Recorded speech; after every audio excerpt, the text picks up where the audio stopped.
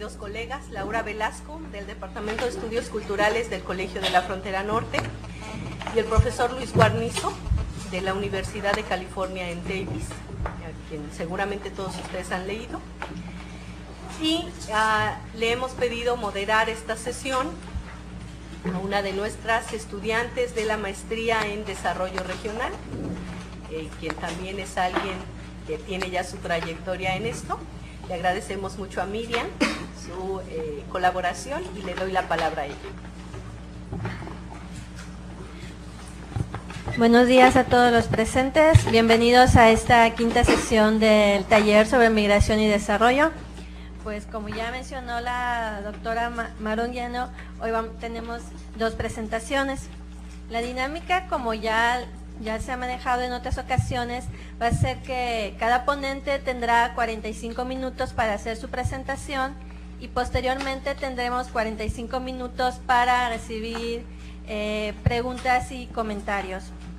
El día de hoy, que sin duda alguna también va a ser una aportación muy fructífera para todo lo que ha sido el taller, vamos a tener primeramente la presentación de la doctora Laura Velasco con la ponencia Identidades étnicas y agentes transnacionales en el contexto de la migración México-Estados Unidos. Pues sin más, le doy la palabra a la doctora Velasco. Gracias, Miriam. Pues buenos días. Le agradezco a la doctora María Eugenia Llano la invitación a este taller. El que ustedes vengan de temáticas, disciplinas y lugares distintos hace muy interesante para cualquier investigador el grupo y el diálogo que podamos entablar con ustedes. Esta sesión realmente tiene una perspectiva transnacional, toda la sesión. Luis y yo pensábamos cómo introducir los dos trabajos y entonces, bueno, como los dos vamos a trabajar con la perspectiva transnacional, pero yo lo voy a trabajar de una perspectiva más en un caso, digamos, específico, entonces tal vez les va a servir la presentación de observar una investigación específica para después escuchar la presentación de Luis sobre el desarrollo de la propia perspectiva transnacional a nivel más teórico-conceptual. Entonces, bueno, yo les voy a platicar sobre lo que he venido desarrollando en los últimos más o menos 10 años, que es una investigación que da seguimiento a las organizaciones de indígenas migrantes en la frontera México-Estados Unidos y la articulación de lo que yo llamaría un campo político transnacional alrededor de estas organizaciones. Y particularmente cuáles son las implicaciones de este fenómeno para las identidades étnicas en una perspectiva transnacional. Entonces, para ello, bueno, lo que quisiera es precisamente reflexionar sobre la formación de los agentes étnicos, es la forma como yo conceptualizo a estas organizaciones de indígenas migrantes, no solamente en el terreno, digamos, como agentes en términos de la organización como un ente colectivo, sino también en la doble dimensión de los liderazgos que se producen en estos campos étnicos transnacionales y que es un nivel de agencia distinta a la agencia, digamos, colectiva, pero que está en el marco de las migraciones indígenas a Estados Unidos. Es decir, seguramente ustedes han revisado en las otras presentaciones la dimensión de la migración México-Estados Unidos y otro tipo de migraciones internacionales. Y particularmente, digamos, han podido observar que este tipo de organizaciones es una de los fenómenos que produce la migración. Es decir, no es un estudio precisamente del fenómeno migratorio, sino de lo que produce el fenómeno migratorio a nivel internacional. Entonces, viendo las dimensiones de la migración México-Estados Unidos, que seguramente ya la revisaron ustedes en algunas otras presentaciones, realmente nosotros tenemos una masificación de la migración en este momento, de la migración hacia Estados Unidos, y una diferenciación entre las generaciones de migrantes en Estados Unidos con grandes números, enormes números en comparación a otras migraciones de América Latina. ¿Qué es lo que sucede cuando tenemos estos procesos de masificación tan grandes en las migraciones internacionales? Pues uno de los grandes fenómenos es precisamente la heterogeneidad de ese fenómeno migratorio. Es decir, si la selectividad en un primer momento operaba de forma más restringida, bueno, pues ahora hay una selectividad mucho más diversa y que incluye no solamente diversidades regionales, sino también la diversidad de género y particularmente la diversidad étnica. Se me hace muy importante solamente aclararles esto. Los estudios sobre migración indígena ha sido más frecuente o ha habido una mayor atención a partir de los años 90. Sin embargo, ello no implica que no hubiera migración indígena, sino que nosotros como investigadores no lo veíamos porque estábamos trabajando con categorías nacionales de las clasificaciones de las poblaciones. Entonces, como trabajábamos con clasificaciones nacionales, la migración indígena se veía subsumida bajo la idea de los flujos migratorios mexicanos. Pero ya, si ustedes se acuerdan de los trabajos de Gamio, desde principios de la década del siglo XX ya había referencias a la diversidad étnica en los flujos migratorios hacia Estados Unidos. ¿Cuál sería un dato que nosotros, en esta búsqueda de nuevos datos para poder observar las clasificaciones que antes no podíamos observar? Porque para empezar, como trabajamos con las clasificaciones que generalmente se producen desde el Estado, pues no tenemos, a veces trabajamos con los datos, por ejemplo, las clasificaciones censales, ¿no? O las clasificaciones que están en las fuentes de información agregadas.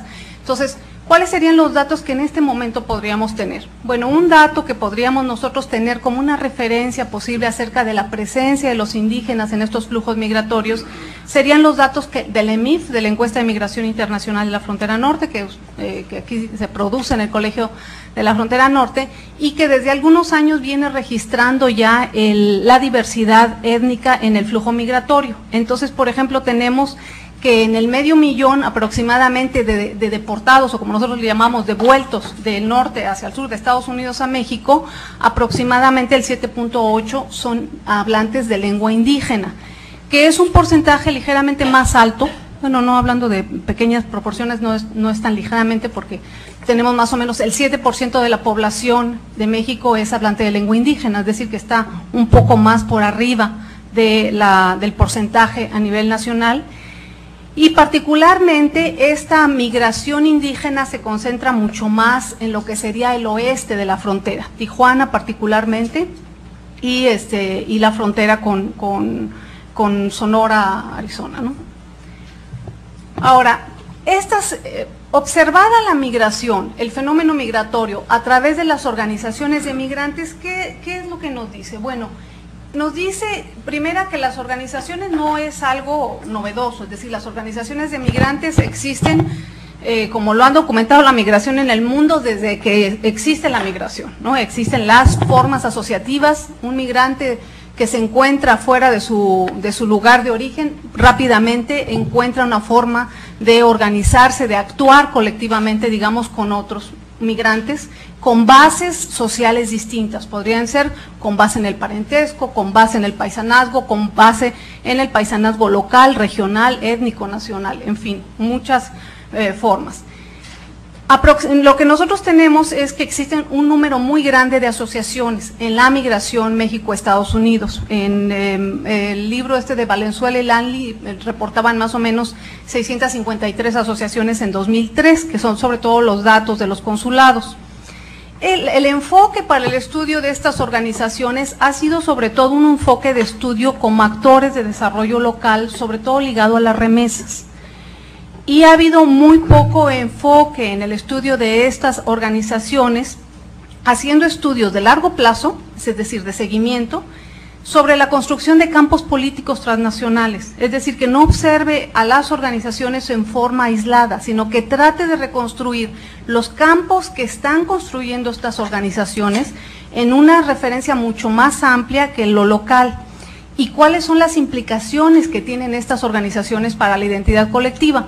Ustedes podrían preguntarse a lo mejor, bueno, ¿y por qué la identidad podría ser tan importante para el desarrollo, en vista de que es uno de los grandes ejes de este taller? Bueno, porque la identidad tiene que ver con formas de acción colectiva. Y si nosotros observamos el desarrollo, no solamente visto desde arriba, sino también desde abajo, desde la sociedad y la forma como las propias poblaciones o los propios grupos, la propia sociedad se organiza para resolver sus problemas, bueno, la acción colectiva es fundamental. Y esta acción colectiva generalmente implica que hay un tejido social denso, es decir, que implica un tejido social denso, que hay relaciones de confianza, ¿no? O sea, tenemos que creer al unirnos con los otros, que somos capaces de hacer algo conjuntamente, y generalmente eso se facilita cuando nosotros tenemos un sentido de comunidad.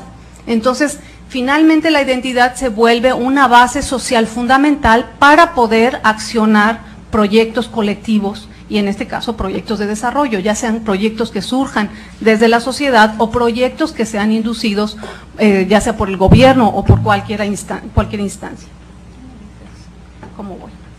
Ahora, ¿cómo pasar de esta perspectiva de las organizaciones vistas solamente como eso, como una forma aislada o en forma, digamos, como pequeñas instituciones, a pensarlas como agentes transnacionales ligados con la identidad? Bueno, uno de los retos más fuertes para estudiar las migraciones indígenas y particularmente la estructuración de la agencia indígena en el campo de las migraciones es precisamente tener como referencia el campo étnico, es decir, las relaciones étnicas que organizan a los estados nacionales, porque si no, nosotros no tenemos puntos de referencia para poder valorar la especificidad de las migraciones indígenas. Entonces, eso implica que nosotros pensemos, bueno, cómo se han construido las diferentes etnicidades en el marco de un Estado-nación y que tiene que ver con la construcción de los nacionalismos. ¿Cuáles son las jerarquías que constituyen las relaciones étnicas? Y entonces nosotros podremos entender muy bien el origen de estas configuraciones étnicas en la experiencia colonial en México, por supuesto, ¿no? Y en la constitución del Estado-nación mexicano. ¿Y cuál es el lugar que ocupa lo indígena en este sistema de relaciones indígenas? Y podemos entender entonces las relaciones de discriminación y por qué una adscripción étnica se relaciona con una adscripción estructural. Porque los datos nos muestran constantemente en México que los indígenas están en situaciones de desventaja respecto a los no indígenas, en términos de salud, de educación, ¿no? Que están en las posiciones de trabajo más bajos, porque el referente étnico tiene una base estructural y entonces hay una relación, digamos, de clase con etnia en el caso de la posición de los indígenas en México. Entonces, bueno, ese es un primer punto importante, el marco, digamos, de la colonización, el poscolonialismo y el nacionalismo, no el poscolonialismo pensado como lo piensan en Inglaterra o en Estados Unidos, ¿no? Que viene más bien el regreso de las migraciones a los países. La otra es la importancia del papel de los agentes para la constitución de una sociedad, que eso es una visión teórica. Ustedes que están haciendo sus tesis, o que están haciendo investigaciones como investigadores jóvenes, saben que uno de los retos más importantes es que uno se plantea una pregunta, pero también hay que tener una teoría detrás de esa pregunta, ¿no? Hay que tener una conceptualización del fenómeno. Entonces las organizaciones son nuestro fenómeno empírico, pero ¿cuál es la conceptualización que nosotros tenemos sobre esas organizaciones? Bueno, la conceptualización que propongo yo es una conceptualización que proviene de la teoría de la agencia, y estas organizaciones pueden ser pensados como agentes étnicos en campos transnacionales. Pero esta agencia, como bien, digamos, seguramente ustedes lo han revisado, no es una agencia que se da en marcos estructurados en términos de opciones de acción, y en esa medida por eso la relación con el Estado y la relación con el capital es fundamental para establecer los términos de la capacidad de agencia, ¿no?, de estas poblaciones. Y el tercer eje, les estoy planteando los ejes de la conceptualización del estudio de las organizaciones. El primer eje es la constitución de las configuraciones étnicas en un Estado nacional. El segundo eje es la agencia, la capacidad de agencia para poder interpretar la acción de estas organizaciones. Y el tercer eje es la migración, ¿no? La migración, que es uno de los grandes temas que nos tiene aquí y que la estamos analizando como una experiencia no solamente individual, sino una experiencia básicamente colectiva y que logra impactar la constitución de estos agentes, porque estos agentes los podríamos estudiar sin meter el fenómeno migratorio, pero una vez que nosotros observamos el flujo migratorio, entonces estos agentes cobran una especificidad distinta. Bueno, pensado en esos términos ya de la conceptualización, entonces ¿cómo lo hemos estudiado? Bueno, básicamente ha sido desde 94 hasta 2007 estudios específicos sobre organizaciones de indígenas migrantes en distintos lugares de México, específicamente en California, aquí en Baja California y en Oaxaca. ¿Cuáles son las metodologías que hemos utilizado? Bueno, son los relatos biográficos, básicamente los talleres focales y de intervención.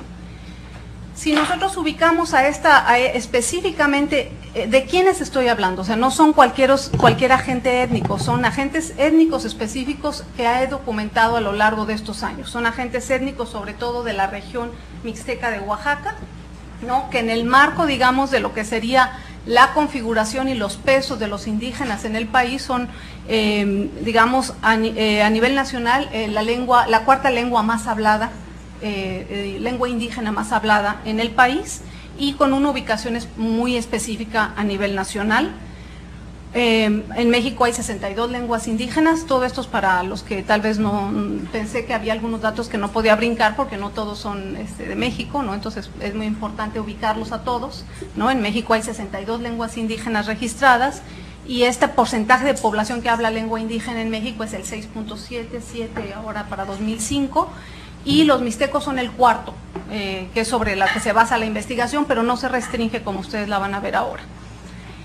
Como nosotros estamos hablando de agentes transnacionales, nosotros tenemos que pensar cómo se han constituido como tales en la migración. Entonces es muy importante que nosotros tengamos las etapas migratorias del fenómeno. Entonces las etapas migratorias del fenómeno en forma sintética están en tres etapas distintas. Una primera etapa de la migración que surge de la Mixteca de Oaxaca, que va hacia las ciudades, y lo que sería Veracruz y Morelos, que es de los 50 a los 60, toda la etapa del proceso de industrialización en México, si ustedes recuerdan. Entonces una migración sobre todo del campo a la ciudad. Luego en una segunda etapa es el desarrollo de la agricultura capitalista o moderna hacia el norte de México, y entonces los flujos migratorios de estas poblaciones se redirigen hacia el norte, que es la segunda etapa que les estoy planteando, del 61 al 70, y luego la etapa de la migración a Estados Unidos en términos masivos. No quiere decir que no hubiera antecedentes de la migración a Estados Unidos, porque tenemos ya historias y datos, digamos, en términos de archivos, de la participación de los mixtecos y de los zapotecos y de muchos pueblos indígenas en el programa de braceros, pero eran poblaciones muy, muy distintas que no seguían precisamente el perfil de estas migraciones, por ejemplo, que iban a Veracruz o a Morelos o después van al norte, que tienen un sistema de enganche y de organización totalmente distinto al que tiene el programa de braceros, ¿no? Pero bueno, culturalmente son fundamentales esas referencias, ¿no? Porque son los que abren expectativas de que existen lugares, de que existe trabajo. Entonces, bueno, aquí están las etapas, cómo se van diversificando y también cómo se da un círculo, digamos, después de los 80s en esta zona, lo que ven esas flechas verdes que van y vienen, que es una especie de circulación en esta región, entre California, Oregon y Washington, por ejemplo, con el Valle de San Quintín y esta región, ¿no? Es decir, después de los 80s. ¿Cuáles serían las condiciones que permiten el surgimiento de estos agentes transnacionales como agentes étnicos? Bueno, una que se ha documentado en la literatura y yo lo he confirmado en la investigación de estos años es que existe una politización de las redes de migrantes. Es decir, las relaciones de poder empiezan a correr y a estructurarse a través de las redes de migrantes. Un segundo factor fundamental para este surgimiento es que se necesita tiempo, un tiempo con estabilidad en el espacio para que puedan surgir. Entonces eso requiere un proceso de asentamiento mínimo de ciertos núcleos de población que permitan que otros puedan seguir circulando, pero que también la acción colectiva pueda organizarse sobre nuevas necesidades y se haga mucho más compleja la acción, ¿no? Las colonias en el DF, los campamentos en las zonas agrícolas, las colonias en los lugares urbanos de la frontera o los condados del lado de California. Otro aspecto fundamental son los vínculos con el sistema político de los lugares de origen, es decir, nunca se rompe el vínculo político entre los núcleos de población que están en los lugares de destino o de tránsito con los lugares de origen. Y eso en el caso de los oaxaqueños, claro, es una especificidad por el peso que tiene la vida comunitaria y todo el sistema de cargos comunitarios, ¿no? Es decir, la responsabilidad y la obligación comunitaria sigue operando aún cuando los migrantes salen de su lugar de origen. Entonces ese es un factor fundamental, que no se rompe ese vínculo. Y otro que yo agregaría, que es uno más que no está en la literatura, pero que a mí me parece fundamental en estos años de investigación, es la dispersión de los miembros de la comunidad. Es decir, si bien el asentamiento es fundamental, también la dispersión se vuelve un recurso y una condición muy importante para el surgimiento de estas organizaciones y también de la constitución de un campo transnacional. Porque si lo vemos nosotros solamente como entidades fijas, los nuevos núcleos residenciales, y no observamos la movilidad y la posibilidad de que haya transmisión de experiencias colectivas precisamente por esa movilidad, pues no podemos nosotros observar los circuitos migratorios, pero más allá de los circuitos migratorios, la constitución de un campo político a nivel transnacional. Y eso es muy importante, el asunto de la apertura de las fronteras locales y las fronteras étnicas. Constantemente hemos encontrado, y Abdel ahí que ha trabajado que hemos trabajado juntos en San Quintín, por ejemplo, este encuentro entre triquis y mixtecos, entre purépechas y mixtecos, abre fronteras que normalmente no podrían abrirse porque no se hubieran encontrado en un mismo espacio. En el momento en que se encuentran como migrantes en un mismo espacio, hay posibilidades de que se abra una frontera de tipo étnica en términos identitarios. Esa es más o menos una geografía, digamos, de las organizaciones, de estas organizaciones oaxaqueñas, y que en los últimos, a partir más o menos de fines de los 90, se han articulado aquí en la frontera con los purépechas, que es una novedad, digamos, para este campo transnacional, ¿no? Eso ha metido una dinámica muy interesante en el campo de las organizaciones, el asunto de un grupo étnico que viene de una matriz cultural totalmente distinta, como son los purépechas. Y el caso de los purépechas es muy interesante, y ojalá algún día tengamos más tiempo para platicarlo, porque aunque son mucho más antiguos en la migración, los purépechas, es decir, tienen una migración mucho más antigua que los mixtecos, sus formas de organización y su visibilidad en términos organizativos no es la que tienen, por ejemplo, los oaxaqueños. Ese es un caso interesante. Estos más o menos los procesos de asentamiento en la frontera de las comunidades que dan surgimiento a estas organizaciones, que más o menos están en los 70s, en los 80s en el Valle de San Quintín y también los 70s, y cómo van transformándose en cada una de estas regiones y el tipo de centros que construyen. Este es más o menos un ejemplo de un universo de todas las organizaciones que operan y la diversidad. Por eso les decía, si ustedes quieren estudiar una organización, un caso de una organización, siempre piensen qué es lo que significa ese caso en el contexto de un campo de relaciones más amplio, ¿sí? Para que realmente encuentren qué es lo que ese caso les está aportando. Porque todas estas organizaciones están actuando en un campo, que es el campo político de lo indígena transnacional, y hay articulaciones. Una vez que uno va al campo y trata de encontrar esas articulaciones, uno las encuentra. Y están, como ustedes ven, en una diversidad enorme en términos étnicos, una diversidad enorme en términos de su espacialidad y su localización, y una diversidad en términos de lo transnacional y lo local. Entonces, eso es importante saber. Bueno, la organización que estoy observando, ¿qué especificidad tiene en un campo mucho más amplio, ¿no? ¿Qué me puede aportar para entender un campo más allá de la organización específicamente? Ahora, nosotros estamos pensando en una dimensión de los estudios de las organizaciones, que es una dimensión, lo que le llamamos nosotros transversales, pero para entender cómo se constituye este campo y estos agentes, tenemos que tener una perspectiva también histórica, es decir, longitudinal, para que nosotros podamos entender cómo se va transformando ese campo. Entonces, un ejercicio de eso es observar una organización, bueno, no es una pequeña, realmente inició como una pequeña organización de la Asociación de San Miguel Tlacotepec, pero se transformó en una organización panétnica en el curso de los años. Pero esta trayectoria que les pongo aquí es una trayectoria del FIOP, surgido desde un pueblo, San Miguel Tlacotepec, en el centro de Juxtlahuaca, y cómo se fue articulando a través de los años con otras organizaciones, pero lo cual no hubiera sido posible sin la experiencia de la migración internacional. O sea, la experiencia de la migración internacional fue fundamental para que pudiera articularse en una organización más amplia que no solamente agrupaba a los que pertenecían a un mismo pueblo, sino que de pronto podía agrupar a los que eran mixtecos, luego a los que eran mixtecos y también zapotecos, y cada vez el marco estructural era más amplio, pensando, bueno, somos oaxaqueños, bueno, somos mixtecos, bueno, pues somos indígenas, ¿no? O sea, como subiendo los niveles de identidad que constantemente la acción colectiva les exigía. ¿Cuáles son en términos de identidad, las relaciones sociales y las categorías sociales que se están moviendo en estas organizaciones? Es decir, ¿qué categorías sociales se están construyendo? Y si ustedes se dan cuenta, estas organizaciones, yo traté de esquematizarles ahí un poco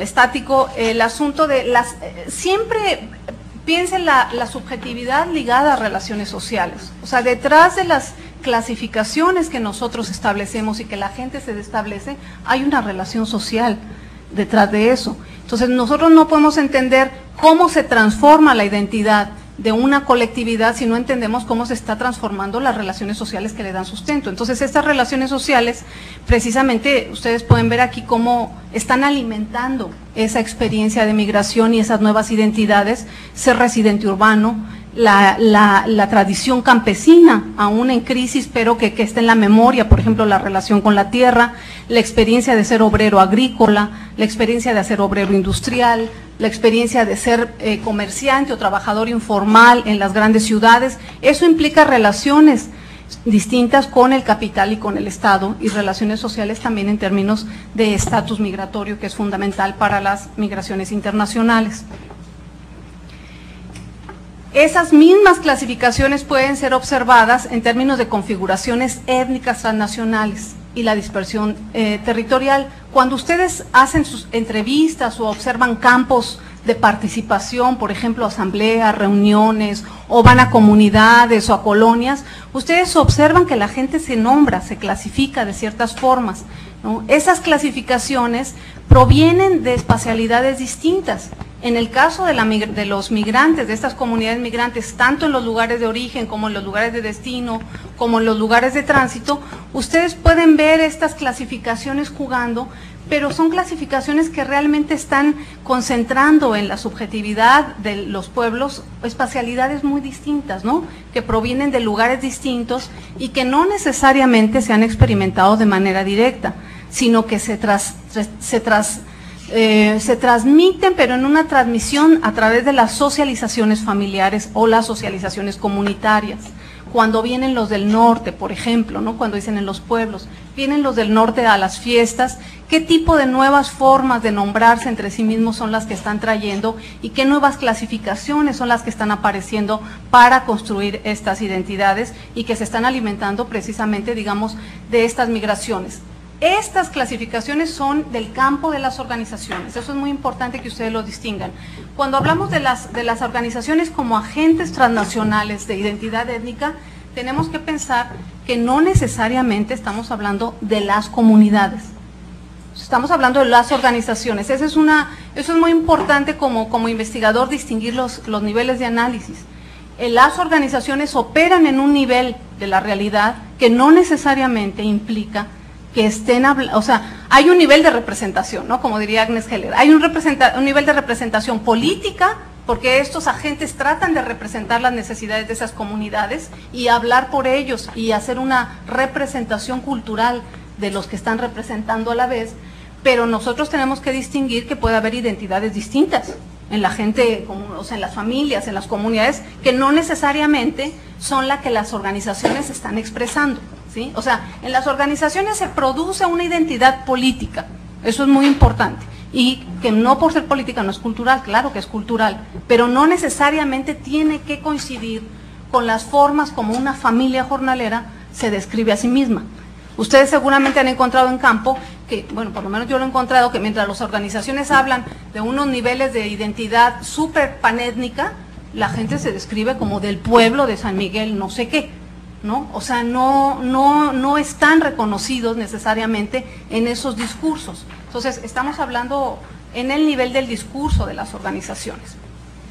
Y bueno, finalmente, digamos, Lo que también es importante nosotros considerar es que lo que está operando son múltiples identificaciones, y esas múltiples identificaciones, por supuesto que están alimentadas por con quienes interactuamos.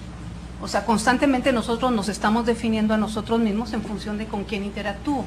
Entonces, si ustedes ven, todas estas clasificaciones están en el espacio de estas organizaciones, y es una visión mucho más compleja de lo que comúnmente tenemos sobre lo indígena, por ejemplo, ¿no? Es mucho más rica y de mayor ambigüedad de lo que comúnmente nosotros pensamos que debe de constituir una identidad. Bueno, para ir cerrando, les voy a simple y sencillamente decir algunas conclusiones, ¿no? Y después si hay que seguramente quedan muchas dudas, pues habrá tiempo después para comentarlas. Una, bueno, que las organizaciones de migrantes pueden ser pensadas como agentes, pero no solamente como agentes en términos de desarrollo local, como son vistas, porque ayudan a generar proyectos de inversión en los pueblos de origen, porque buscan representación a través de los gobiernos, sino porque estas organizaciones generan una narrativa de identidad, porque generan una identidad, construyen un discurso identitario sobre las poblaciones, y eso es muy importante. La otra es la centralidad de la experiencia de la dispersión geográfica y la identidad colectiva. Eso es algo que esto es un aporte de los estudios de diáspora, porque en los estudios de migración no encontramos mucho el peso de la dispersión, la importancia que la dispersión tiene para la reconstitución y la configuración de nuevos procesos sociales, ¿no? Generalmente toda la tradición de ligar la cultura al territorio siempre nos paraliza mucho a no pensar, bueno, cómo estar dispersos constituye nuevas formas de vida, ¿no? Y cómo tenemos que enfrentarlos y generar nuevos conceptos. Y la identidad transnacional basada en las múltiples identificaciones con categorías de configuraciones étnicas de marcos nacionales distintos. Ahí está, digamos, lo que yo les planteaba al inicio, la importancia de tratar, que es algo que seguramente va a tocar Luis, de tratar de pensar los fenómenos migratorios y sobre todo en el terreno de las identidades, tratando de desligarnos de las categorías de clasificación nacional para que podamos nosotros criticarlo a la vez, ¿no? O sea, tratar de criticar esas categorías y tratar de encontrar cómo operan esas clasificaciones nacionales desde las propias poblaciones y qué es lo que nos están ofreciendo sin que nosotros se las impongamos. Y finalmente, la importancia de la doble perspectiva de las identidades que nos ofrecen los estudios sobre pensar a las organizaciones como agentes étnicos a nivel transnacional, es que esta amplitud de categorías un poco así locas que ustedes vieron, desde ser jornalero, ser migrante, ser campesino, ser indígena, ser comunitario, realmente lo que pone en cuestión es uno de los mecanismos que, digamos, los teóricos de la colonización o postcolonización han analizado mucho, que es el mecanismo de la fijación de las identidades. Es decir, el nacionalismo se ha construido básicamente sobre la fijación de la identidad, es decir, la idea de que una persona se define por una identidad y no hay posibilidad de transformación o de ambigüedad. Y lo que nos muestra la realidad es que las identidades son mucho más ambiguas y menos fijas de lo que normalmente nosotros tratamos de atribuirles. Y ahí yo creo que Todorov o Kearney, con su imagen del Polybian, del ser, con posibilidades de identificaciones múltiples, son un buen instrumento para pensar en términos de identidades mucho más complejas. Y eso por lo menos yo lo encontré en las organizaciones, en un discurso ambiguo acerca, por ejemplo, de cómo han sido construidos desde fuera. Cuando ellos analizaban, yo les preguntaba, bueno, ¿qué es ser indígena? Y entonces ellos analizaban cómo habían sido descritos normalmente, históricamente, y en las relaciones que establecían, y ellos hacían constantemente en el análisis de todos los discursos y de las prácticas que ellos tenían, yo encontraba una tendencia distinta. Por un lado, había un proceso de esencialización de la identidad, ¿no? Nosotros somos los que hablamos una lengua, nosotros somos los que estamos desde antes de la colonia, había una especie de esencialización, pero por otro lado había un movimiento de desesencialización de los elementos que eran elementos que ellos consideraban como elementos negativos, que los inferiorizaban. Por ejemplo, el discurso todavía más presente en las políticas públicas, en muchas políticas públicas que tenemos, de pensar que los indígenas pues tienen más dificultades para ir a la escuela, ¿no? O sea, esos atributos de lo subordinado ligado a desventajas estructurales que están en la identidad. Entonces había ese doble movimiento en el campo político, era un movimiento a nosotros sí tenemos algo que esencialmente nos define y nosotros no somos eso que normalmente o que tradicionalmente han dicho que somos nosotros, y por lo tanto tenemos que luchar por que nos vean como diferentes y construirnos nosotros también como diferentes. Y en eso el tema de género, que seguramente lo van a ver en el taller, es central. Cómo las mujeres indígenas cuestionan las relaciones de género en estas organizaciones es una de las líneas de análisis, a mí me parece, más fructíferas para entender cómo se cuestionan las identidades construidas desde fuera y se reconstruyen en el campo de las organizaciones. El que las mujeres digan, no existe una familia indígena y que sea eso un rasgo o un emblema identitario. No tiene que ser así.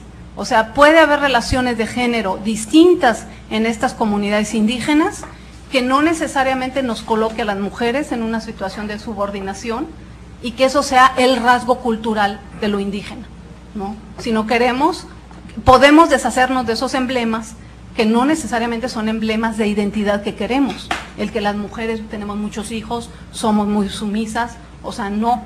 Eso no, o sea, es una crítica de la identidad construida étnica nacionalmente, como la familia mexicana, ¿no? Donde las mujeres siempre tenemos una forma y una manera de comportarnos para que encaje con la identidad nacional. Bueno, esa crítica es una crítica que viene desde la crítica de las relaciones de género y que en eso están teniendo un papel muy importante las mujeres en estas organizaciones.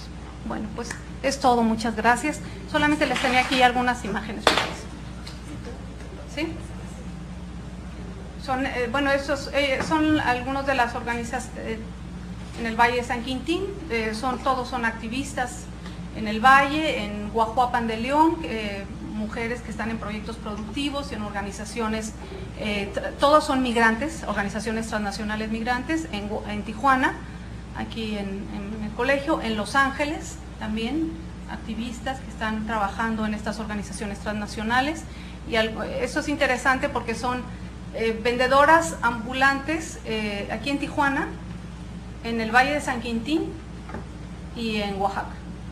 Y jóvenes, digamos la segunda generación de migrantes en el Valle de San Quintín, y ustedes van a ver la diversidad de imágenes y de referencias identitarias. Bueno, muchas gracias.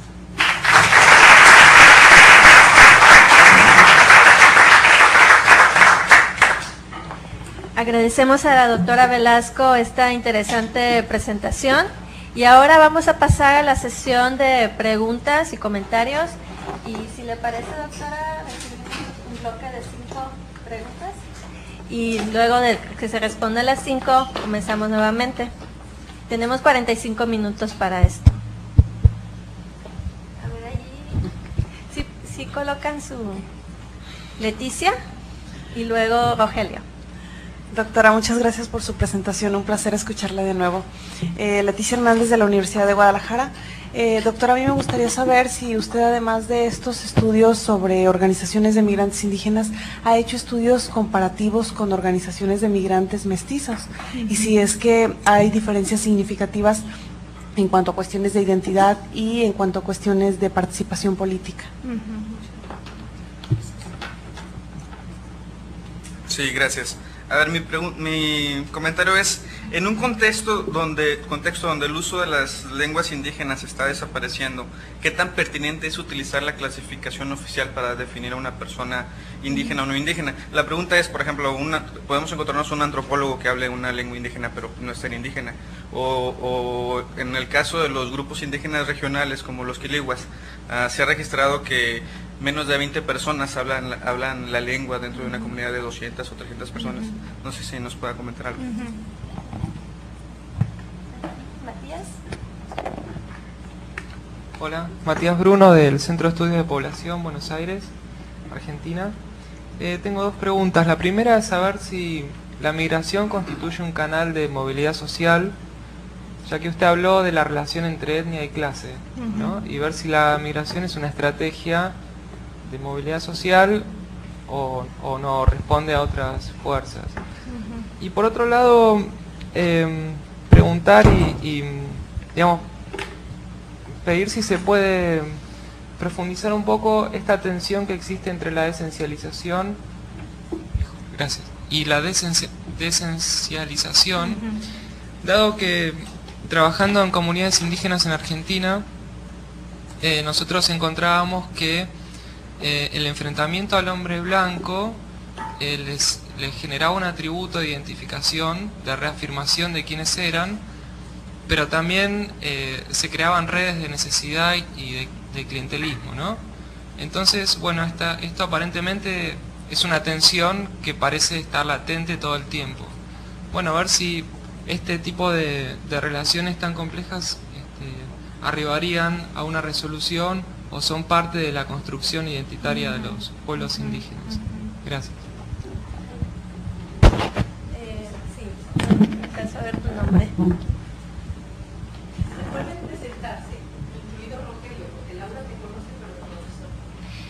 Gracias por la exposición. Soy Feline Freire de la Universidad de Wisconsin-Madison. Y mi pregunta es, comparando esta identificación indígena, ¿no?, y la movilización política de esa identidad con comunidades en Estados Unidos que realmente son más transnacionales, ¿no? Por ejemplo, congregaciones latinas que no solamente son identificaciones nacionales o indígenas, sino transnacionales en el sentido de alguna movilización de una identidad latina. Si para usted es un proceso muy similar, ¿no? O si ve diferencias significantes. Gracias. Silvia. Buenos días, mi nombre es Silvia, soy antropóloga de la Universidad de California en Riverside. Y tenía una pregunta en cuestión de los jóvenes, ¿qué participación tienen las organizaciones? Y otra es, como ya vemos toda una generación aquí en San Quintín, en California, ¿cómo ellos se identifican? O ya vemos mucho en la cuestión de lengua que algunos lo entienden pero no lo hablan. Entonces, ¿cómo se usa el criterio para definirse indígena para los jóvenes? ¿Me puede responder, doctora? Sí. Sobre la pregunta de Leticia. No, yo no he hecho trabajo con organizaciones mestizas. Lo que he hecho es tratar de comparar los hallazgos que los estudios sobre organizaciones mestizas, digamos que no lo hacen bajo el término, el concepto, ¿no?, de mestizo, pero que lo trabajan mucho. Seguramente ustedes han visto la literatura sobre los clubes, ¿no?, las hometown associations, que trabajan más alrededor de la adscripción de un estado, ¿no?, los zacatecanos, los michoacanos, ¿no?, o sea, más ese concepto. Y lo que yo he observado revisando sus estudios, los hallazgos, es que, por lo menos en los casos de los michoacanos y los zacatecanos, creo que es lo que he revisado con más detenimiento, creo que hay una diferencia fundamental. Bueno, una es constituirse como organización alrededor de una adscripción local, es algo común, ¿no?, más allá, digamos, de ser indígena o no indígena. Es decir, los jaliscienses, los zacatecanos, los michoacanos también tienen sus adscripciones locales, se constituyen por ser del pueblo específicamente. En el nivel que encuentro una diferencia es en la relación con los gobiernos. Creo que lo que yo he encontrado con las organizaciones oaxaqueñas es que, si bien tienen una relación en muchos casos, por la tradición mexicana también, la tradición política corporativa, ¿no?, hay una relación corporativa histórica de la población con el Estado, en el caso de estas organizaciones vienen de tradiciones de oposición. O sea, lo que los alimenta políticamente en todo el seguimiento histórico que he hecho de estas organizaciones es que surgen de la oposición a muchos años de gobernancia en la región mixteca, sobre todo la Mixteca Baja, y el dominio del PRI, del Partido Revolucionario Institucional, en la región, y de muchas movilizaciones pequeñas locales en contra de esos años y años de cacicazgo político, ¿no? No quiere decir que en las organizaciones y que no haya algunas organizaciones que tienen una relación adecuada con estas formas políticas, pero como surgen estas organizaciones transnacionales, por lo menos al que le he dado más seguimiento, que ha sido al FIOP, surgen de un movimiento de movilización en contra de estas formas de cacicazgo local, y luego una gran influencia de los partidos de izquierda, particularmente del Partido Comunista en México. Entonces, eso viene de una tradición de movilización totalmente distinta. A veces creo que una de las dificultades de los estudios de las organizaciones o los que estudian acción colectiva de migrantes en lugares de destino es que dejan sin historia a los migrantes. Y entonces no sabemos, se privilegia o se da demasiado peso al aprendizaje en los lugares de migración.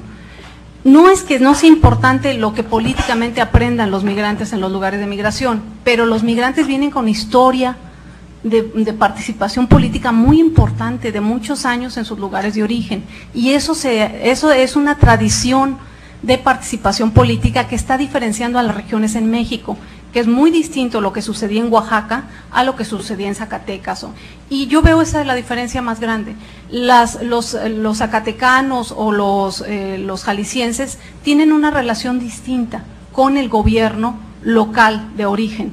A diferencia de los oaxaqueños, siempre han tenido una relación más conflictiva por el origen de dónde vienen del movimiento y por su posición de indígenas, que eso es muy importante, ¿no?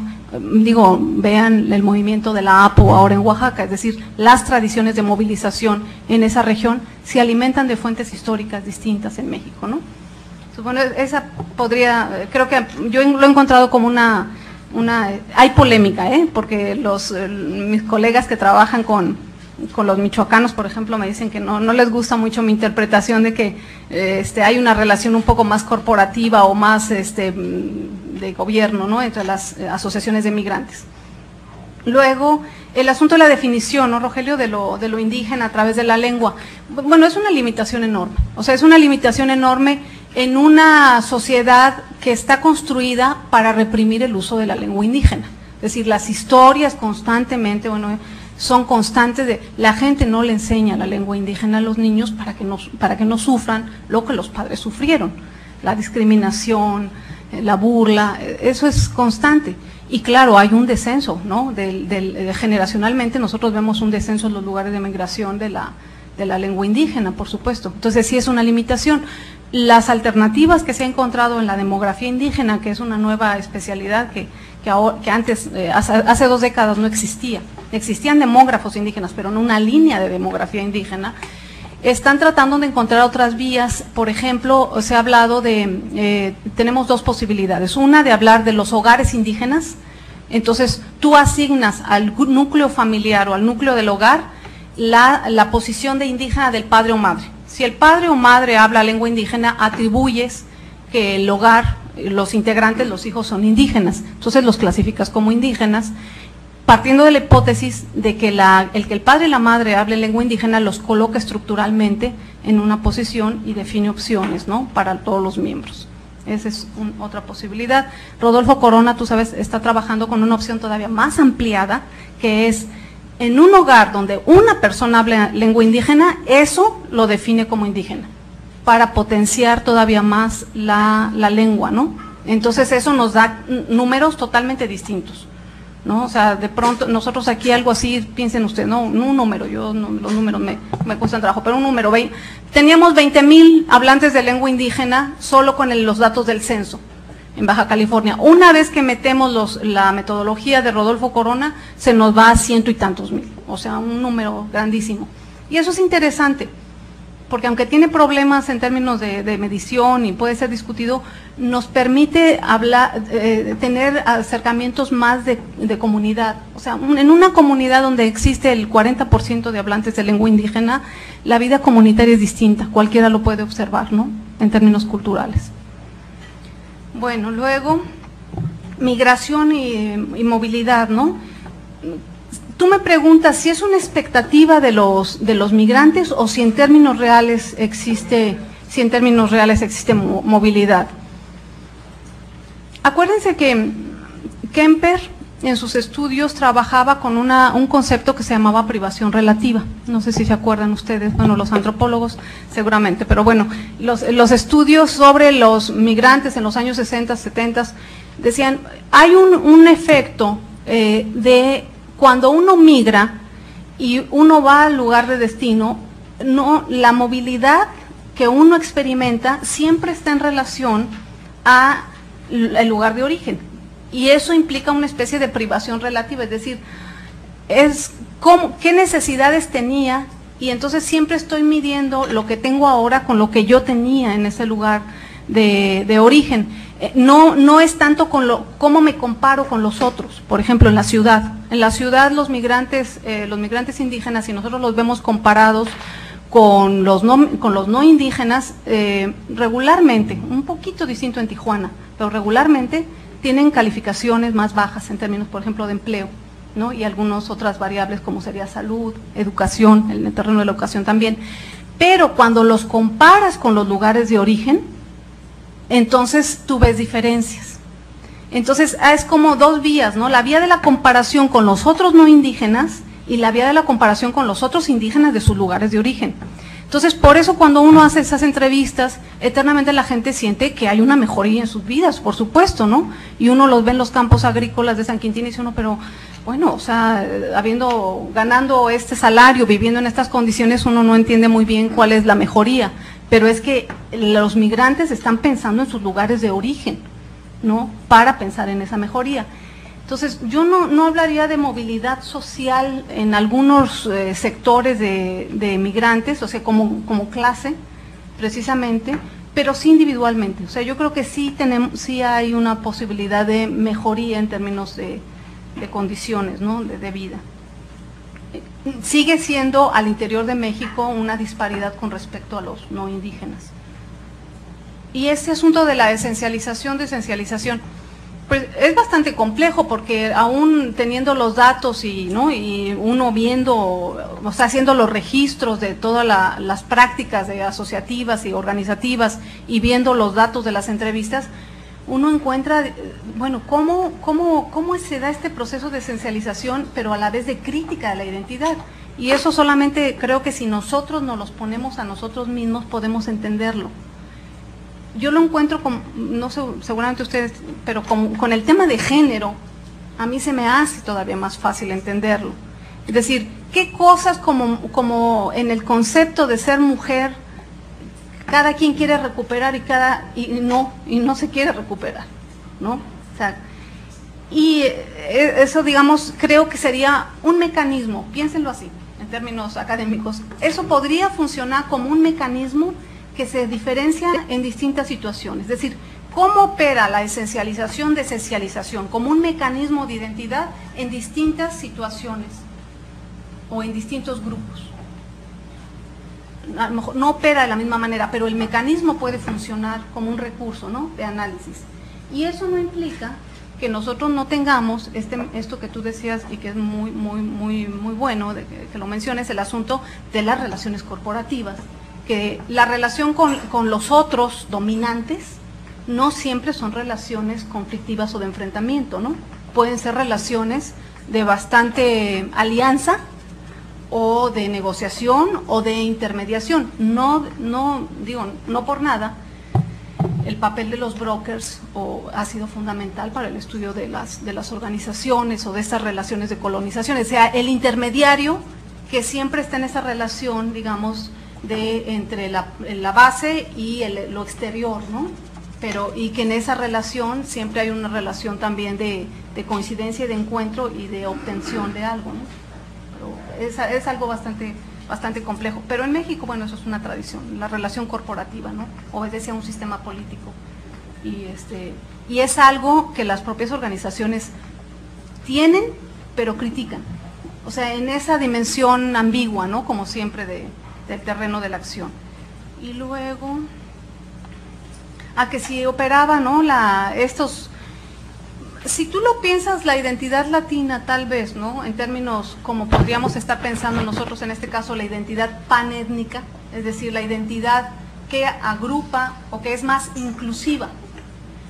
conforme nosotros vamos encontrando identidades más restringidas, la identidad tiene que funcionar con un mecanismo de exclusión, ¿no? Porque cada vez vamos a ser menos los que tengamos todos los atributos necesarios para tener esa identidad, entonces tiene que ser más exclusiva. Cuando el movimiento es contrario de amplitud, las identidades tienen que ser más inclusivas. Entonces, si realmente lo latino abre espectro, digamos, a un conjunto de adscripciones estados nacionales o algo así, pues entonces opera, digamos, ese mismo mecanismo que podíamos ver nosotros en este esquema que yo les ponía, ¿no? Desde una organización local a una organización étnica, una organización panétnica, pues sí se va. Creo que lo importante es solamente observar en qué nivel opera esa identidad panétnica, porque vas a encontrar lo mismo. Mucha gente va a decir, yo no soy latino, o sea, yo soy del pueblo no sé qué, yo no me identifico con esa identidad latina. Esa identidad latina puede operar a un nivel político, ¿no? De negociación y de creación de alianzas para obtención de recursos o posiciones de representación en términos de proyecto político. Hay la participación de los jóvenes, que me preguntan, la participación de los jóvenes. Pues vieron algunas de las fotografías, es notorio que hay jóvenes, ¿no? O sea, es decir, y jóvenes, sobre todo en Oaxaca, a mí me impresionó mucho. En Oaxaca, jóvenes, pero de 13, 14 años, o sea, no estamos hablando de 18. Y eso también tiene que ver con la migración. En Oaxaca, pues bueno, nosotros sabemos, como seguramente en muchos lugares de migración masiva, pues tenemos un despoblamiento, o sea, un problema de despoblamiento tremendo, donde ya tenemos pedazos, o como se puede, de la estructura demográfica, tenemos nosotros algunas en que ya no tenemos población.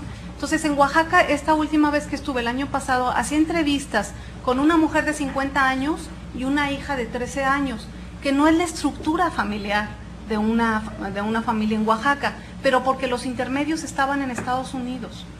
Y entonces, ese especie de hueco o brinco generacional hace que antes las niñas no participaban como participan ahora, pero porque ahora están participando con la mamá de 50 años en los proyectos productivos estos jóvenes. Entonces hay una incorporación de jóvenes muy, muy importante, yo sí lo veo en Estados Unidos también, por razones distintas. La organización en Oaxaca está mucho más volcada hacia los proyectos productivos como organización transnacional, y en Los Ángeles lo que yo observé fue, hay mucho más movilización de los jóvenes alrededor del asunto de la identidad. Eso es interesante, ¿no? Porque tiene que ver con migración. Pero sí hay mucho más participación de los jóvenes. Continuamos con las preguntas. Ahí, buenos días, soy Viridiana García Martiñón de la Facultad de Ciencias Políticas y Sociales de la UNAM. Y bueno, tengo dos preguntas precisamente sobre esta última parte que nos mostró, la doble perspectiva de las identidades. La primera es, ¿qué tanto corresponde esta esencialización a una instrumentalización de la identidad cultural? Si lo han trabajado desde esta perspectiva. Y la segunda es sobre la cuestión de género, además de estar relacionada con este aspecto de la desencialización, esta cuestión del empoderamiento, ¿cómo la han trabajado? Bueno, que ha sido muy mencionada, bueno, criticada por algunos, entonces me gustaría saber su opinión al respecto. Gracias. Miguel y después Javier. Buenos días, gracias por la conferencia. Miguel Vilches de la Universidad Iberoamericana de León. A mí me interesa que pudiera profundizar sobre los temas de autoridad y de religión. Yo estaba pensando en estos estudios que ha hecho usted, qué conflictos ha encontrado entre las autoridades locales de los pueblos indígenas y las autoridades de acogida, vamos a decir, las autoridades institucionales. Y por el otro lado me parece que también puede haber el mismo conflicto, el conflicto entre la religión local o la religión de los pueblos indígenas y las religiones de acogida. Yo trabajo también en una red de jesuitas y en la Loyola de Chicago están haciendo investigación precisamente sobre ese dinamismo religioso y las problemáticas que causa. Javier. Sí, muy interesante la presentación de la profesora Laura Velasco. Soy Javier Ávila, antropólogo, estudiante del doctorado en la Universidad Autónoma de Barcelona de nacionalidad peruana. Bueno, yo quería hacer un par de comentarios solo. Primero, el tema del concepto de identidad, ¿no? Hay una discusión que tenemos allá sobre el concepto de identidad y encontramos siempre que hay un problema porque es una categoría de práctica, pero también es una categoría de análisis. Los propios agentes utilizan, se apropian y reapropian del concepto y es muy complicado trabajar, y estamos tratando de incorporar el concepto de identificación para tratar de entender cómo las identidades, como usted muy bien lo ha presentado, son heterogéneas, múltiples y algunas veces incluso contradictorias, y los sujetos se desarrollan en varios contextos de socialización y sociabilidad, en donde tratan de negociar un poco estas tensiones, ¿no? De las identidades. Y esta idea de la identificación en dos niveles, ¿no? La autoidentificación de los actores y la identificación que la sociedad receptora le impone a los mismos actores, digamos, ¿no? A los inmigrantes en este caso. Bueno, yo lo que le quería consultar era, usted en su conceptualización señalaba que existe un orden étnico que jerarquiza las relaciones sociales en el marco postcolonial y nacionalista en México. Seguramente tendríamos que también tomar en cuenta el orden étnico de Estados Unidos, ¿no? Que ubica en el imaginario étnico a los extranjeros inmigrantes en alguna ubicación. La pregunta es, ¿qué importancia tiene la jerarquización étnica norteamericana en la política identitaria de los mixtecos que usted ha trabajado, ¿no? ¿Alguien más? Allí. Y después Manlio. ¿Qué tal? Buen día. Gabriela Bianchi, del Departamento de Geografía y Turismo de la Universidad Nacional del Sur, de Bahía Blanca, Argentina. Primero quería agradecerle por, creo yo, ser la primera que muestra unos mapas, interesantes mapas con esos gráficos de flujos. Y a propósito, quizás es algo que yo no alcancé a entender, quería saber si podría aclarármelo. Me pareció escuchar que usted en un momento dijo que el territorio paraliza. Quería saber si se refería como a categoría analítica o a qué. Le agradezco. Manlio.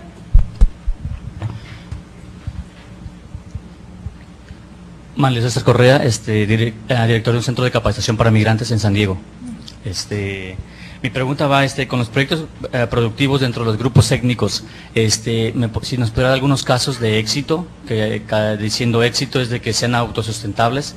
Hemos tenido varios intentos que han quedado en eso, y me gustaría saber si tiene algunos que sean realmente de éxito, y más en relación, vinculados los grupos y proyectos productivos en México y relacionados con otros grupos en Estados Unidos.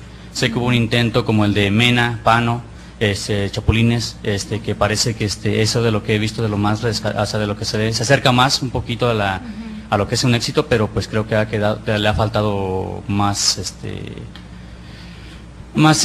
otras componentes. Y la segunda es sobre si tiene algún conocimiento sobre el rescate, la promoción de la cultura y el rescate lingüístico de las lenguas en Estados Unidos, de grupos étnicos.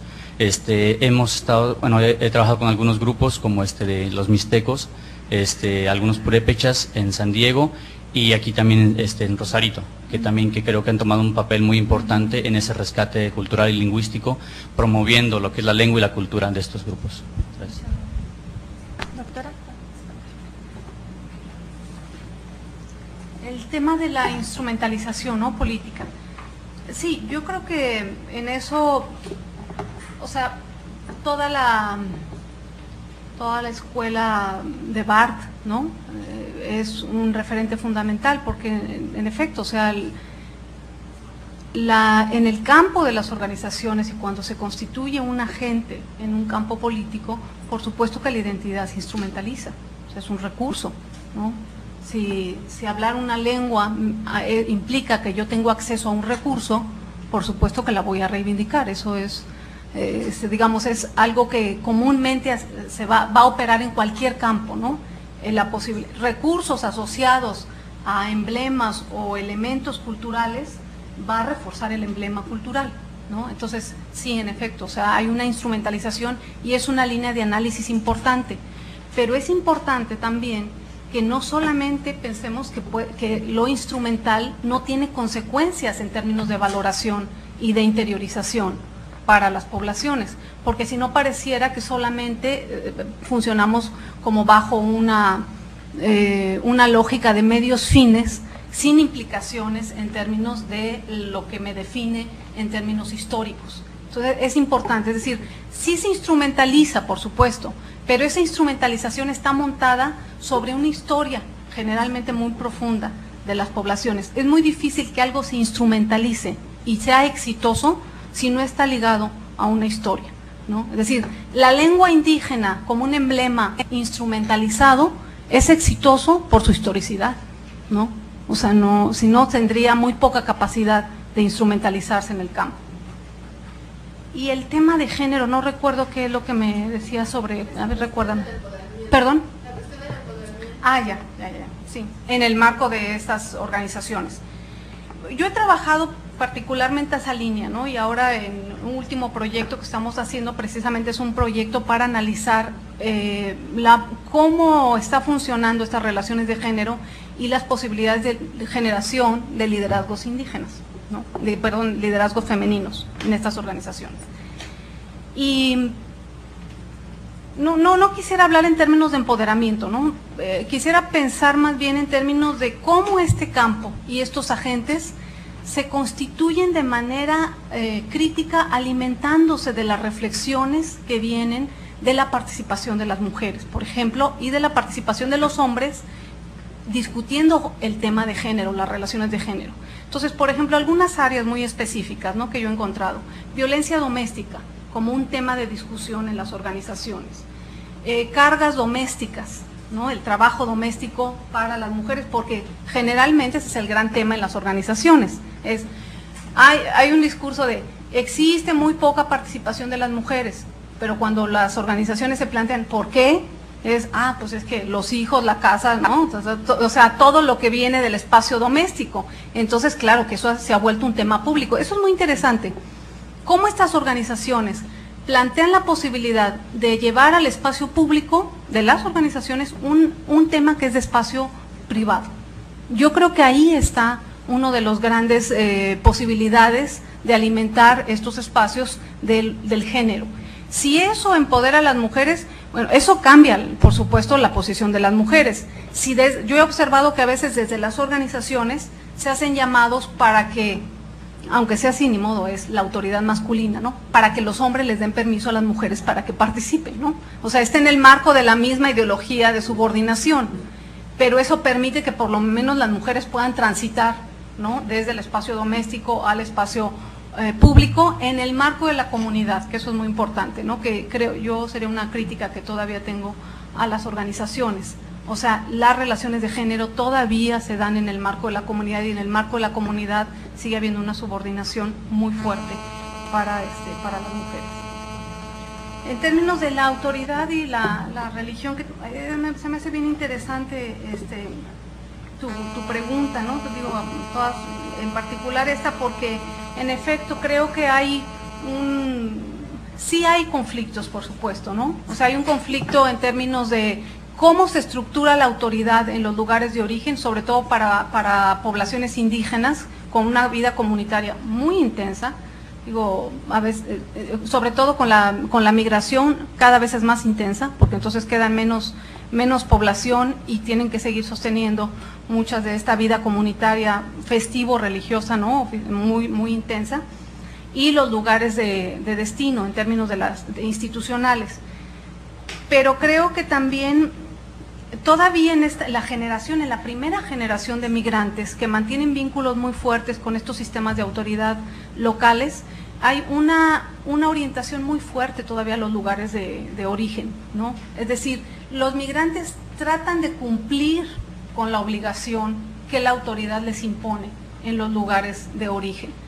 Eso implica conflicto, pero todavía hay una orientación vital muy fuerte.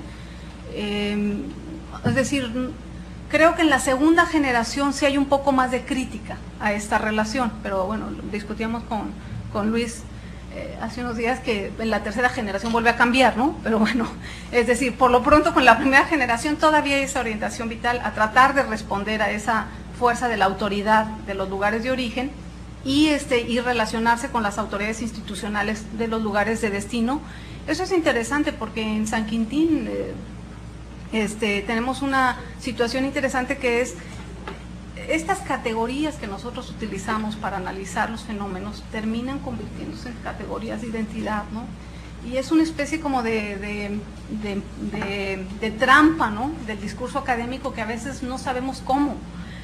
Los pobladores que están en el Valle de San Quintín nos dicen, no nos llamen migrantes, ¿no? Somos residentes. O sea, el discurso de ser migrante los posiciona en la relación con las instituciones siempre en desventaja, porque siempre son los que vienen, los que llegan, los nuevos, y ellos dicen, tenemos 50 años aquí, tenemos 30 años viviendo aquí, ya somos residentes, ya no nos llamen migrantes. Entonces, eso es interesante, ¿no? Cómo las mismas poblaciones nos piden, ¿no?, que pensemos otra manera de construir esas identidades y que seamos críticos con nuestras categorías. Entonces, y respecto a la religión, eso se da, en esa perspectiva creo que es muy interesante lo transnacional y lo transterritorial, porque particularmente donde hemos podido observarlo mejor, ¿no? Abdel tal vez nos pueda comentar algo, es el asunto de San Quintín, ¿no? Una región donde hay un activismo pero tremendo de las iglesias no católicas, pero tremendo, con mucha tradición, con estrategias súper elaboradas. Nosotros como investigadores llegamos con nuestros mapitas de las colonias y ponemos las casas y todo, y las iglesias llegan con mapas enormes de satélite, con todas las casas y con todas las variantes de las lenguas de cada casa, con cassette de todas las variantes de que existen en San Quintín para poder entrevistar y poder hacer, o sea, una tecnología y una capacidad de movilización impresionante. Son iglesias no católicas que funcionan con fondos de las propias iglesias, ¿no? Pues, generalmente son iglesias que vienen de Estados Unidos, ¿no?, lo que hemos nosotros observado, pero es una variedad impresionante, ¿no?, de iglesias con mucha capacidad. Y claro, en los lugares de origen existe otra, digamos, no existe esa, si nosotros comparáramos, pero estamos hablando de un caso particular, ¿no?, porque San Quintín es un caso muy particular de ese activismo tan fuerte de las iglesias, pero lo que yo observé después de 10 años de conocer a varios de los líderes, mujeres y hombres de un pueblo, por ejemplo en San Miguel, es que a los 10 años me confesaron que ellos no eran católicos, ¿no? Es decir, que viviendo en los lugares de origen también hay una transformación de las religiones, de las prácticas religiosas en los lugares de origen, o sea, no solamente se está dando en los lugares de destino.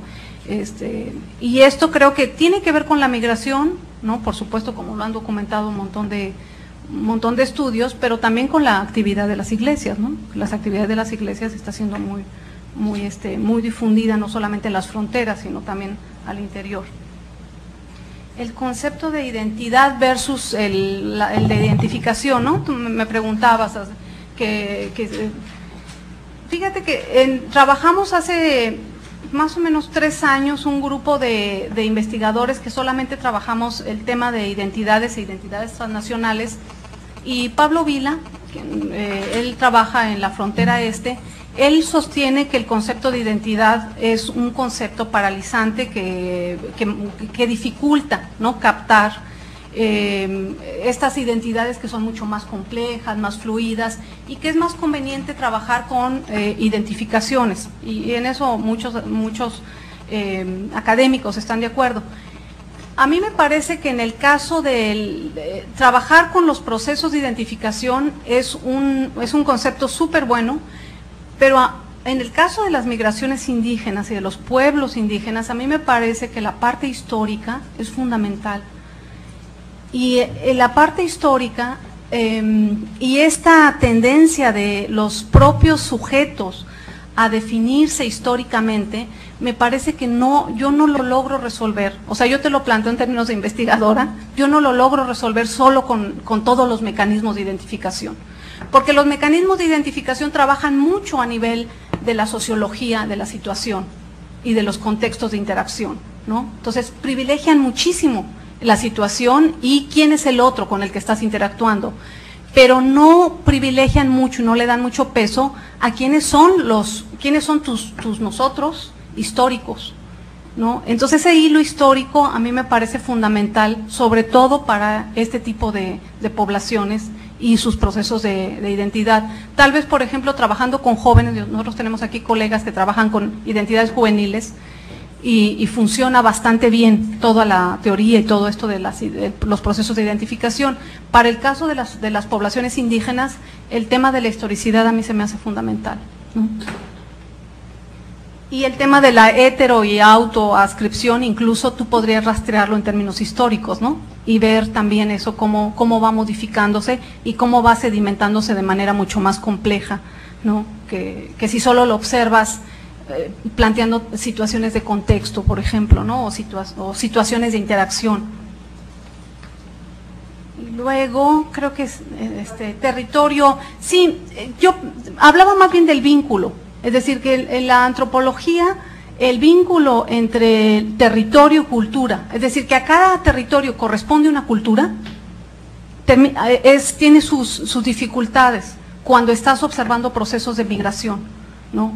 Porque te dificulta observar que en ese territorio suceden y hay elementos culturales o procesos culturales que no se agotan ahí, sino que están sucediendo en otro lugar. Te pongo un ejemplo. Aquí en Tijuana o en California puede estar sucediendo en un lugar, por ejemplo, la Guelaguetza, ¿no? Una manifestación cultural tan importante de una tradición, digamos. Llamemos evento, práctica cultural, no se agota en ese territorio, corresponde a un territorio que no está ahí. Eso es lo que da la migración. La migración permite que la cultura se pueda reproducir y recrear con elementos que vienen de territorios y espacialidades totalmente lejanas. Y cuando nosotros pensamos que la cultura se corresponde exactamente al territorio en esa relación muy unívoca, perdemos la posibilidad de pensar que hay cosas que suceden aquí, que su origen está muy lejos y que se está reproduciendo prácticas totalmente lejanas, y eso crea culturas totalmente. Piensen en Tijuana. Tijuana es una ciudad constituida de montón de prácticas culturales que vienen de lugares lejísimos, lejanos, ¿no? Y eso hace una ciudad totalmente distinta culturalmente, que no explicaríamos solamente por lo que sucede aquí, sino se explica porque sucede en muchos otros lugares donde esa gente tiene relaciones, ¿no? Familiares, comunitarias. Laura, si les explicas un poquito esto de la Guelaguetza, tú das por hecho que todos saben de qué va. Sí, es cierto. Bueno, la Guelaguetza es una tradición de intercambio en su origen, digamos. Es una institución de intercambio en donde, digamos, se pone en escena lo que sería la cultura de la reciprocidad que algunas tradiciones o pueblos indígenas sostienen en México, sobre todo en lo que sería la parte, digamos, del centro sur del país. Y ese sistema de reciprocidad, como muchas prácticas y valores culturales, se escenifica y se ritualiza periódicamente. Entonces la Guelaguetza es una puesta en escena de ese principio de reciprocidad en una especie, digamos, de fiesta donde se intercambiaba, ¿no? Si tú produces en tu región algodón y yo produzco tomate, bueno, pues intercambiamos, y es una forma de sobrevivencia regional, pero que se basa en el sistema de reciprocidad y ayuda mutua.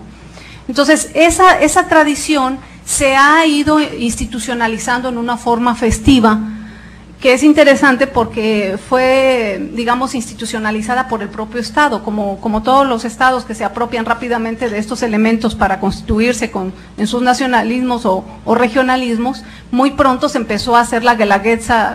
Si ustedes algún día van a Oaxaca, se festeja cada año en el cerro del tú me decís. Ella nos puede decir más. Se realizan los 2 últimos últimos lunes de julio, y es como dice la maestra aquí, es un símbolo de reciprocidad, es decir, cuando alguien realiza una fiesta y yo necesito por decir cosas, de alguna manera ella me va a ayudar, y cuando ella realiza otra fiesta, yo de esa misma manera le voy a corresponder.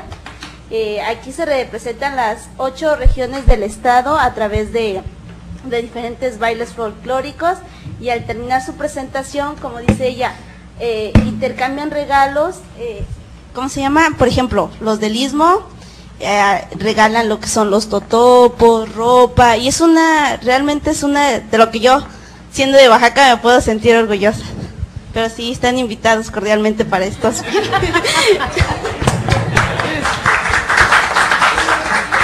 Bueno, para que vean la vitalidad de la Guelaguetza, que es algo que la gente practica y siente en forma muy, muy viva. Bueno, pues eso se reproduce en California, ¿no?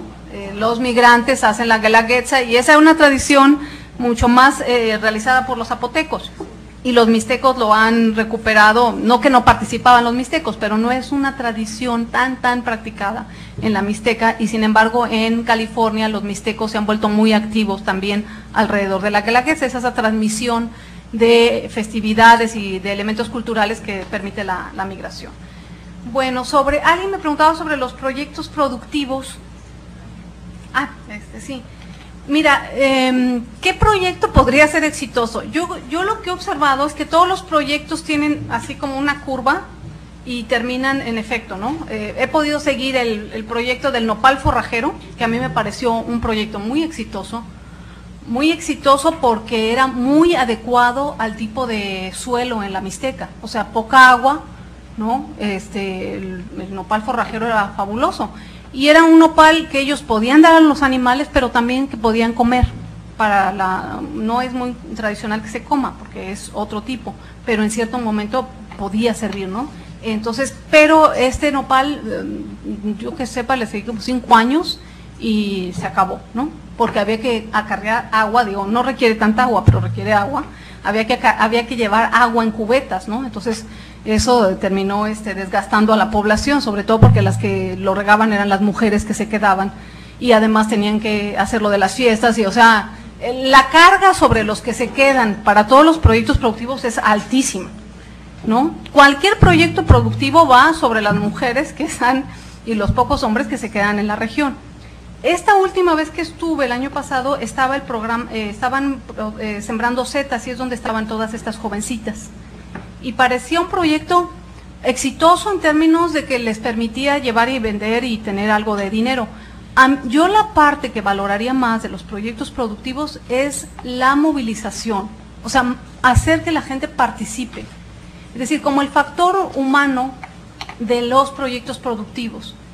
Mientras tú estás trabajando para hacer un proyecto productivo, la participación se vuelve algo importante porque te genera esperanzas de que algo puede cambiar, y realmente eso es importantísimo en términos, como trabajo en el terreno de la cultura, me parece que uno de los riesgos más fuertes para los programas de desarrollo es que las personas perdamos el horizonte de posibilidades, o sea, que digamos, no, las cosas no van a cambiar, no pueden mejorar, la violencia, o sea, en cambio creo que los proyectos, aunque tienen su momento bueno y decaen, otro proyecto aparece, vuelve a tener su momento, decae, lo que mantienen es un estado de posibilidad de que las cosas pueden mejorar.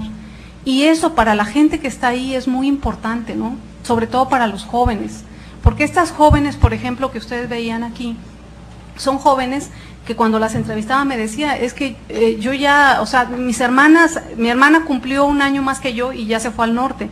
Entonces no tenía muchas expectativas de qué iba a ser una joven que en su pueblo ya no hay para seguir estudiando, y lo que le queda es casarse y que el marido se vaya y esperar a ver si él regresa. Entonces estos proyectos productivos puede ser que no sean muy exitosos en términos económicos, ¿no? Es decir, que no vayan a modificar totalmente la región, pero mantienen a la población en una situación, una de ocupación para estos pequeños núcleos que yo observé, y la otra de una situación de esperanza y de posibilidad de que las cosas pueden, que a mí me parece importante. ¿no? O sea, una sociedad en la que tú piensas que ya no hay remedio. Claro, yo entiendo que para alguien que trabaja en proyectos productivos quiere que sean eficientes, ¿no? Y que sean exitosos. Yo te digo, lo que yo veo es eso. No, en términos económicos, yo no he visto grandes proyectos, pero después de seguirlos más de 10 años, veo que tienen consecuencias en términos de mantener en un estado de participación y actividad a la población y de incorporar a jóvenes que salen y entran, pero que hay, ¿no?, algo que hacer ahí. Y el asunto del rescate lingüístico, ¿no? Tú me preguntabas también. En Estados Unidos, ¿no? Tú particularmente preguntas en California. En México, tú dices. En esta área. A mí me llamó mucho la atención que en los últimos talleres que hicimos en Los Ángeles, en Tijuana y en Oaxaca, el lugar donde había menos hablantes de lengua indígena en el taller era en Oaxaca. No va con lo que uno normalmente piensa, ¿no? O sea, uno pensaría que en los lugares de origen es donde debería haber más hablantes de lengua indígena, porque en nuestra visión lineal del cambio deberíamos de pensar que la gente que migra deja de hablar la lengua, ¿no? Y entonces nos llamó la atención y fue una reflexión para toda la organización. Y lo que comentábamos y los activistas comentaban es que había la idea de que en los lugares de origen no era necesario hacer acciones de mantenimiento, conservación o reproducción de la lengua, porque por sí misma se da, porque están en el lugar de origen, y no es cierto, ¿no? No es cierto. Y que curiosamente en Estados Unidos más bien hay que pensar en otras cosas, porque lo que se necesita es otro tipo de... Y resulta ser que en Estados Unidos las comunidades están hablando lengua indígena, o incluso aquí en la frontera, y en Oaxaca no tanto. No tengo o sea, para ese fenómeno todavía lo estamos pensando, ¿no? ¿Qué es lo que está sucediendo? Seguramente en situación de migración, la identidad juega tiene un proceso más agudo, ¿no? De necesidad de prácticas culturales más definitorias en términos de quién es uno. En términos ya de institucionales, ¿no? O sea, las instituciones que están haciendo, debería de llamarnos la atención que en Estados Unidos, en California sobre todo, han logrado un sistema de traductores bilingües para las cortes que nosotros no tenemos de forma eficiente. En México, o sea, en México la discriminación hacia lo indígena es tremendo, es muy fuerte, y como no hablamos sobre eso, pareciera ser que no existe, pero está estructurado en las instituciones la diferenciación de atención a la gente indígena y no indígena, a la desvalorización de la lengua indígena, a la desvalorización en sí misma de lo indígena, que a tal grado que ahora tenemos un sistema muy exitoso de traductores bilingües en California y no lo tenemos en Baja California. No puede funcionar, y no puede funcionar, y mi análisis es que no funciona porque institucionalmente no tiene la estructura que debería de tener ni los recursos que debería de tener, porque los promotores bilingües son los mismos que en California, es decir, son gente de las comunidades indígenas que son los que se capacitan para poder ir al juzgado o a la oficina y traducir a la persona que está en un juicio. Nosotros en San Quintín hemos visto un montón, ¿no?, de casos que sí existe, o sea, por ejemplo, Mateo, ¿no?, es traductor, pero dice, nunca me llaman, ¿no? O cuando voy, no me dan el papel que a mí me corresponde en la oficina para que yo pueda traducir. O sea, no existen los mecanismos, o sea, no funciona institucionalmente. Desde la institución del gobierno no hemos logrado tener un sistema que nos permita a nosotros, la atención de la justicia diferenciada para poblaciones cuya lengua materna no es el español. Y luego en términos de la promoción de la diversidad cultural, entre ellos, digamos, la lengua indígena, ¿no? No existe una política, y a nivel, por ejemplo, creo que la gran falla es que no tenemos una política local. Existen ciertos lineamientos a nivel nacional, pero a nivel local no terminan funcionando. Y a nivel local es fundamental, como nosotros vemos en otros países, ¿no?, donde la política de diversidad cultural se hace regionalmente o a nivel local. que es mucho más exitoso, porque la diversidad cultural localmente tiene otra expresión que a nivel nacional. Eso es, ¿no? Totalmente. Ay, creo que es todo. Bueno, por cuestiones de tiempo vamos a terminar aquí con la